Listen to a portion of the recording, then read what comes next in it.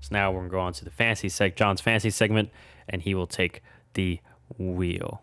And All right. So for this week's starts and sits, going to start with the starts. I say this every episode. I'm not going to tell you to start Derrick Henry. I'm not going to tell you to start, Patrick Mahomes. Those guys are obvious starters. I'm trying to be a little more in the weeds, if you will. So at quarterback, I know that this is going to contradict what we just talked about, but I'm going to say start Mr. Derek Carr. The reason is that although I think the Chargers are going to have success and stop him from getting 400 yards, 400 yards is a bit absurd to really expect from a QB. And I think that if he gets 250, a couple touchdowns, like that's a really solid output for, a game.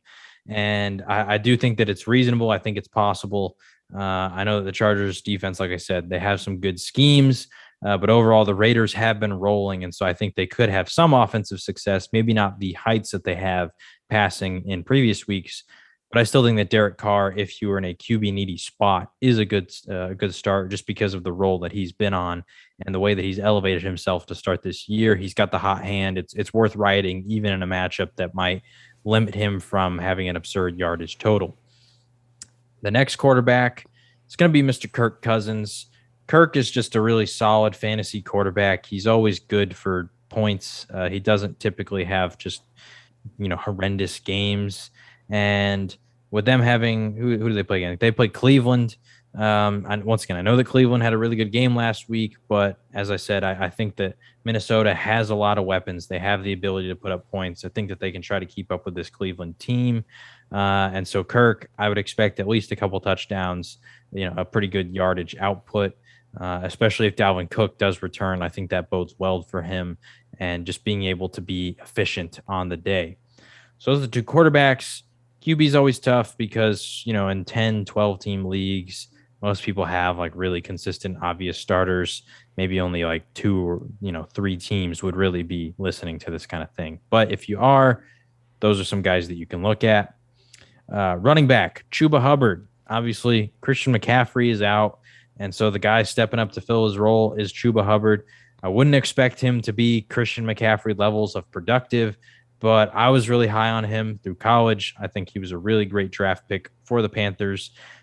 And I think that he has RB2 potential this week against a Dallas team that, statistically might have better run numbers than they should, but that's because, once again, Philly did not run the ball at all last week. And when they did, they were successful. I don't know why they didn't stick with it. I expect Joe Brady to stick with it. I think that Chuba Hubbard could have a good game against the Dallas defense that is missing like all of their defensive tackles. And then the next running back is Zach Moss from the Buffalo Bills. They're playing Houston, who, they're the Texans. And I think that the Bills and their ability to score a lot of points, at some point, a running back is probably going to get in for a touchdown. Zach Moss has been the guy that is dominating the red zone targets and carries for the Bills. So I think he's good for a touchdown in this game. And also, at least last week, he outperformed Devin Singletary when it came to yardage as well in the opportunities that he did get. So maybe Zach Moss this year could be finally winning that job that we expected him to potentially win last year. So those are the running backs. At wide receiver, I know it's crazy that this guy has made it to this list, but he has had some pretty poor performances so far. And so it feels like we need to put him here, and that's Allen Robinson from the Chicago Bears.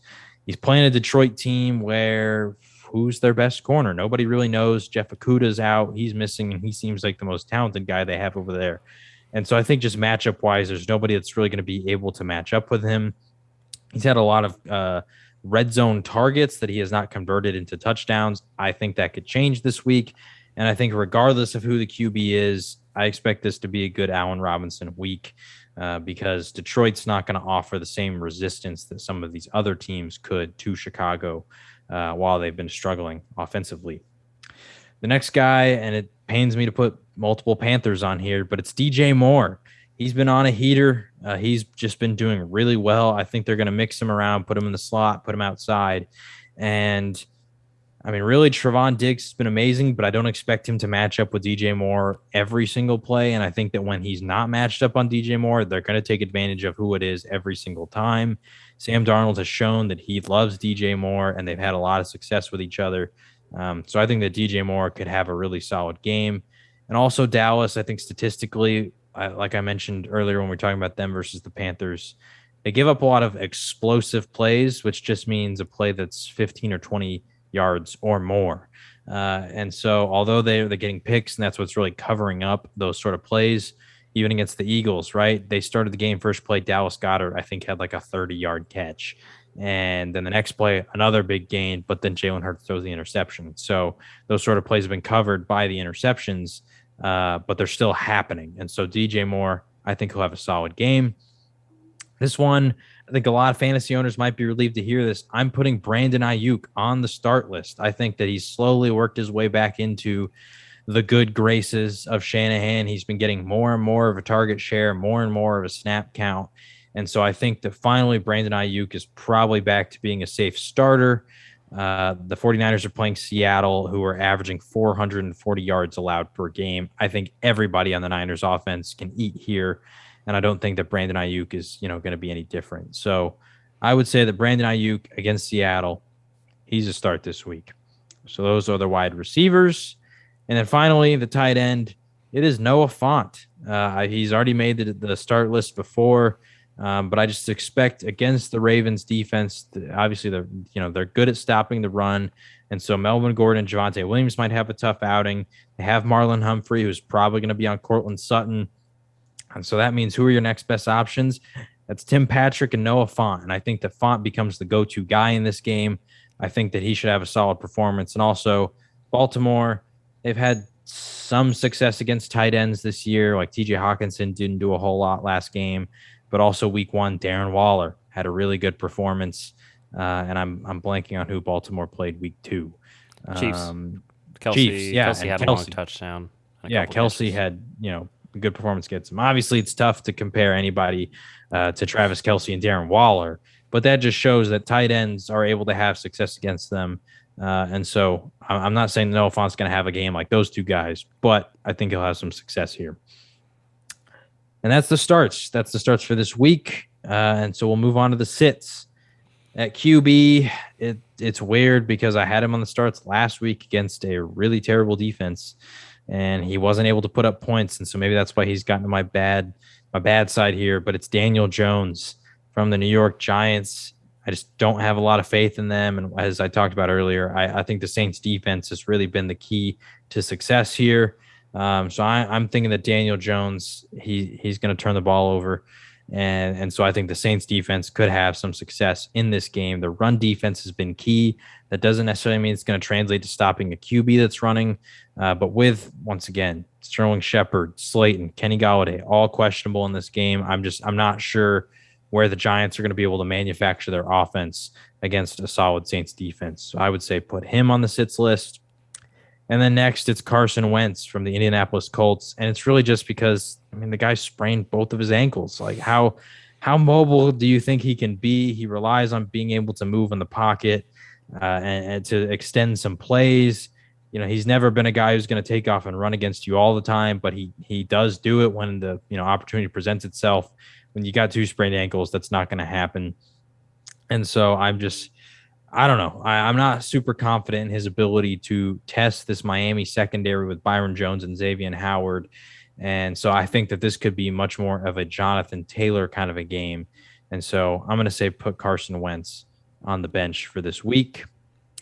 At running back, I already talked about this one when we talked about this game. It's Damien Harris for the New England Patriots.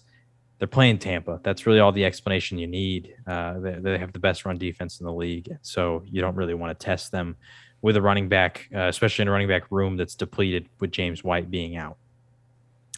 And then the other running back is Myles Gaskin from the Dolphins. I think that's just a volume issue for me. I know that he's involved, but Malcolm Brown and Salvin Ahmed have been involved throughout every game. And even Malcolm Brown, I think he's dominated the 2-minute drills. And so I'm not super confident in Myles Gaskin's ability to stay on the field throughout the whole game. And they are playing Indianapolis, who has DeForest Buckner on the defensive line. Kwity Paye looks solid so far. And they're 0-3, so I think that Indianapolis is going to come out and they're going to try and force turnovers to get the ball back for their offense and allow for some big plays to happen. And we've seen Indianapolis do that last year where their defense was able to create stuff and even score touchdowns. So I'm going to say bench Myles Gaskin this week. At wide receiver, I got Robbie Anderson. He's playing Dallas, who, once again, I said is giving up big plays, but I would say that if DJ Moore is ever going into the slot, I don't expect Trevon Diggs to follow him there, and that's where I think that Robbie Anderson is going to be coming into effect. I think that he's going to be guarded by Trevon Diggs on those plays, and ultimately with Christian McCaffrey out, they're going to need other people to step up when it comes to the short passing game. Robbie Anderson has not been that guy. He has been their deep threat so far throughout the year, which is, I think, why his production numbers have gone down, because DJ Moore, Christian McCaffrey, even Terrace Marshall Jr. are all getting far more involved in the short game. And like I said, Dallas, they're going to give up certain stuff, and I don't expect Robbie Moore on a super deep streak to be that thing. Now, maybe I'm wrong here. I think I had him on the sits list on week 1. No, I had him on the starts list week 1, but he got a 57-yard touchdown, and so that was like his only play. That could happen again in this game, but it hasn't really happened so far. Dallas hasn't necessarily got burned for a big one like that yet, because they are keeping their safeties deep to try to prevent that. And then next, it's AJ Green. He's coming off a big week with the Cardinals. They're playing the Rams. You'd think that DeAndre Hopkins is going to get a lot of Jalen Ramsey, so maybe that means AJ Green's the next guy to step up. But David Long on the other side, he's been really solid so far. He's had really good performances throughout the year. And I think that AJ Green, after coming off a really big week, a lot of people might be thinking that it's time to put him in the starting lineups. I would just be hesitant with that. I would expect Christian Kirk and Rondale Moore to be the more likely boom candidates if the receivers do go off. And I mean, DeAndre Hopkins is still DeAndre Hopkins. I know that Jalen Ramsey shuts people down, but he's going to get targets. So I'm going to say bench AJ Green in this one. I don't think that he's going to have back-to-back big performances. And at tight end, it is my man, Dalton Schultz for the Cowboys. Had a really good game. People might be thinking that he's going to be a streaming option, but similar to AJ Green, just because you had a big output last week doesn't mean that you're going to become consistent doing it. And I just think that with the Panthers defense, they're built on speed, like you talked about earlier. They got a guy like Jeremy Chin at safety who can play safety, linebacker, cover tight ends, even cover receivers. And they also have Shaq Thompson, who I think is the highest graded linebacker in coverage so far this season. And so there's just a couple guys that can match up with Schultz throughout the game that I think can win those matchups. And so that's where I'm expecting Dallas to try and maybe attack whoever's replacing J.C. Horn. I think it'd be A.J. Boye, who's a veteran. He knows what to do, but he's getting up there in age. And so I think that's where they might be attacking the outsides more so than they will be attacking whoever's guarding Dalton Schultz. So those are my starts and sits for this week. Not going to be wrong on not going to be right on every single one. So if I'm wrong, forgive me. I hope that you didn't listen to me on those and you win your fantasy games, but those are our thoughts. Yeah. So yeah, that's going to wrap it up for the week 4 picks pod. We'll keep it at that. Good luck everyone on your fantasy and for your team, unless you are the Pittsburgh Steelers for me and Carolina for John. But otherwise, enjoy your weekend, and we'll see you technically in October.